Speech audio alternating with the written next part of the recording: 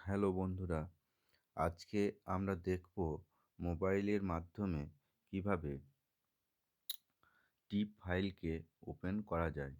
তো এর জন্য আমরা প্রথমেই চলে যাব মোবাইলের প্লে স্টোরে।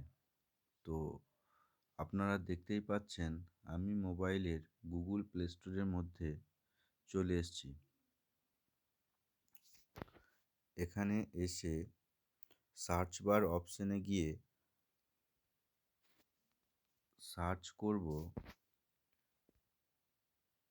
টিপ ফাইল লিখে।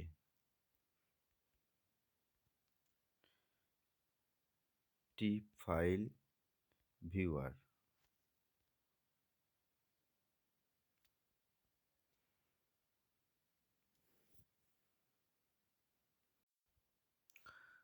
তো আপনারা দেখতেই পাচ্ছেন এখানে একদম নিচের দিকে আপনারা দেখতে পাবেন মাল্টি টিপ ভিউয়ার বলে একটি অ্যাপস রয়েছে।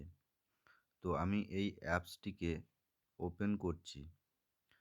তো আমার এই অ্যাপসটি আগের থেকে ইনস্টল হয়ে রয়েছে, তাই আমি আর নতুন করে ইনস্টল করছি না। তো আমি এখন মোবাইলের এই টিপ ফাইলটিকে ওপেন করব।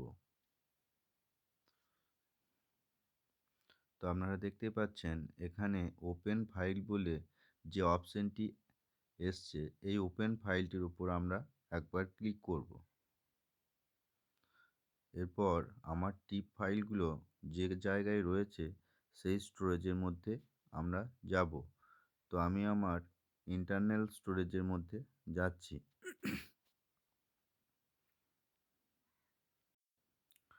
তো আমার যে জায়গার মধ্যে টিপ ফাইলটি রাখা রয়েছে সেই ফাইলের উপর একবার ক্লিক করব। তো আপনারা দেখতেই পাচ্ছেন আমার সামনে একটি টিপ ফাইল রাখা রয়েছে। এই ফাইলটিকে আমি ওপেন করব। তো নিচের দিকে আপনারা দেখতে পাবেন এখানে সিলেক্ট বলে একটি অপশন রয়েছে।